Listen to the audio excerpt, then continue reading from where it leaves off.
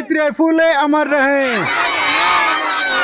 ज्योतिराव फुले अमर रहे, सावित्रीबाई फुले अमर रहे।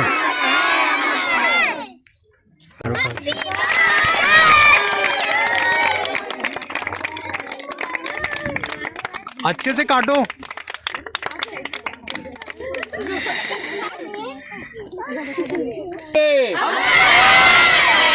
माता सावित्रीबाई फुले अमर रहे, माता सावित्रीबाई फुले अमर रहे, माता सावित्रीबाई फुले अमर रहे, ज्योतिबा फुले अमर रहे, ज्योतिबा फुले अमर रहे, अमर रहे, ज्योतिराव फुले अमर रहे, सावित्रीबाई फुले अमर रहे, फुले अमर रहे, सावित्रीबाई फुले अमर रहे। छोटे बच्चे हैं और इधर देखिए बैलून लगाया गया है, सावित्रीबाई लगाया गया है बच्चों के द्वारा। और ये राष्ट्रमाता सावित्रीबाई फुले जी की जयंती। फुले जी के बारे में जानता है? सावित्रीबाई फुले के बारे जानते हो तुम लोग? जानते हो कौन है? तो किनकी तस्वीर है, जान रहे हो आप लोग? भीमाबाई नहीं, सावित्रीबाई फुले। कौन है? इनको आज हम लोग क्यों यहाँ पे इनकी तस्वीर क्यों लगाई गई है? हाँ, जन्म जयंती है। और ये कौन थी? प्रथम महिला शिक्षिका। कौन थी? प्रथम महिला शिक्षिका। हाँ, इन्होंने सबसे पहले महिलाओं के लिए, बच्चियों के लिए स्कूल खोला था। समझ में आई बात? हाँ, तो इसलिए हम लोग आज इनकी जन्म जयंती मना रहे हैं। और देखा जाए तो शिक्षा की देवी सावित्रीबाई फुले हैं, क्योंकि इन्होंने हमारे जितनी भी देश की महिलाएं हैं उनको पहले पढ़ने का अधिकार नहीं था, उनको पढ़ाया नहीं जाता था। छोटी छोटी बच्चियों की शादी कर दी जाती थी, मतलब छोटे पे ही शादी, उसको बोलते थे बाल विवाह। जो बड़े बच्चे हैं, आप लोग पढ़ेंगे, जब आगे जाएंगे तो आप लोग पढ़ेंगे तो आप लोग को बताया जाएगा, ये सब चीज़ें आप लोग को सामने आएंगे, ठीक है। तो इनकी भी शादी, जब ये छोटी थी तभी इनकी शादी कर दी गई थी। तो जिनके साथ इनकी शादी हुई थी उनका नाम था ज्योतिबा फुले। क्या नाम था? ज्योतिबा फुले पढ़े लिखे थे और वो पढ़ाई करने स्कूल जाया करते थे। छोटे पे ही शादी हुई थी। तो जब ये ज्योतिबा फुले जी को पढ़ते हुए देखती थी तो ये कहती थी कि हमको भी पढ़ना है, ठीक है, लेकिन घर वाले अलाउ नहीं करते थे। तो जो ज्योतिबा फुले थे वो इनको घर में पढ़ाने लगे, ठीक है। उन्होंने पूछा कि आप पढ़ना चाहते हो, तो घर में वो इनको शिक्षा देने लगे। और इनको शिक्षित करके जब इनको एकदम शिक्षित कर दिया, तब ज्योतिबा फुले ने कहा कि अब आप जो अन्य बालिकाएं हैं जो हमारे देश की, जो हमारे गांव की, वो लोग नहीं पढ़ पाती हैं, तो उनको भी आप शिक्षित करिए। तो ये जिस तरह से ट्यूशन पढ़ाया जाता है 4-5 बच्चियों को लेकर के, पहले तो जो जिस गांव में ये लोग जाते थे वहाँ के लोग अलाउ नहीं करते थे, मतलब अपनी बच्चियों को पढ़ने के लिए नहीं भेजते थे, क्योंकि ऐसा माना जाता था कि बच्चियों को पढ़ाना पाप है।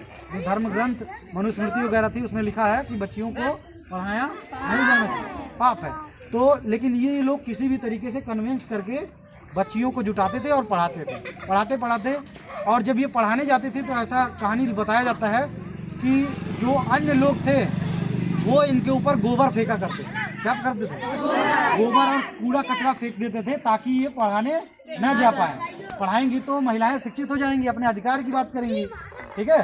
तो ऐसा लोग मानते थे कि ये धर्म के खिलाफ काम कर रही है, तो इनके ऊपर गोबर फेंक देना, कचरा फेंक देना, कूड़ा फेंक देना, ताकि इनकी साड़ी जो है गंदी हो जाए और ये पढ़ाने जा ना पाए। उसके बाद जब ये अपने पति को बताती हैं तो ज्योतिबा फुले जो इनके हस्बैंड थे वो कहते हैं कि आप 2 साड़ियाँ लेके जाया करिए। कितने साड़ियाँ? 2 एक पहन के जाइए जिस पर कचरा फेंक दें, फिर जा करके वहाँ स्कूल में बदल करके जो बैग में साड़ी रहे उसको पहन लीजिए, और पढ़ाने के बाद फिर वही गंदी साड़ी पहन करके आप वापस आ जाया करिए, ठीक है। ऐसे में आप जो है वहाँ पे पढ़ा पाएंगे, ठीक। तो इतना संघर्ष करके सावित्रीबाई फुले बच्चियों को पढ़ाती थी। देश में सबसे पहले शिक्षा देने का काम इन्होंने शुरू किया। तो बताइए, इतना संघर्ष करने के बाद अगर कोई असली शिक्षा की देवी है तो कौन है? कौन है? सावित्रीबाई फुले, ठीक है। अब जैसे सावित्रीबाई फुले ने पढ़ करके अपने जो अलग अलग बच्चियां थीं, जो अलग अलग लड़कियां थीं, उनको पढ़ाया, और इन दोनों महापुरुषों ने मिल करके तमाम सारे स्कूल भी खोले, कॉलेजेस भी खोले, तमाम सारे स्कूल खोले, जिससे हमारे देश में महिलाएं शिक्षा ले पा रही। तो सावित्रीबाई जब पढ़ी तो वो अपने आगे भी लड़कियों को पढ़ाई। अब आप लोग सावित्रीबाई फुले के बारे में जान गई हैं, तो आप लोगों को भी, जो आपकी स्कूल की क्लासमेट्स हैं, जो बच्चियां हैं आपके गांव की, उन सबको भी बताना है, ठीक है। किसके बारे में? बता लोगे? अब इनको शिक्षा की देवी हम क्यों कहते हैं? क्योंकि इन्होंने सबसे पहले महिलाओं को शिक्षित करने का काम किया और महिलाओं के लिए स्कूल कॉलेज खोला, इसलिए हम लोग इनको क्या मानते हैं? शिक्षा की देवी। ठीक है, समझ में आ गया बात? ठीक है, बहुत बहुत धन्यवाद। इतना ठीक है, अब केक को काट लो। फुले का जन्मदिन है। सावित्रीबाई फुले 1831 में 3 जनवरी के दिन ही पैदा हुई थी और उनका जीवन बहुत संघर्षमय रहा और मैं उनको नमन करता हूं और धन्यवाद देता हूं कि जो आप लोग ये अवेयरनेस लाने की कोशिश कर रहे हैं ग्रामीण क्षेत्र के दूर दराज इलाकों में, जहां बहुजन विचारधारा को सिर्फ कैडर के माध्यम से जाना जाता था और उस कैडर को लेकर के आप जो एक ये मार्शल आर्ट की ट्रेनिंग और साथ ही साथ बच्चों को अपने बहुजन महापुरुषों के प्रति जागरूक करने का जो ये अभियान है, इसके लिए मैं आपको और आपकी पूरी टीम को हृदय की गहराइयों से धन्यवाद देता हूं कि आप लोगों ने इस ऐसी गवर्नमेंट में और ऐसी माहौल में अपने बहुजन महापुरुषों को जिंदा रखा।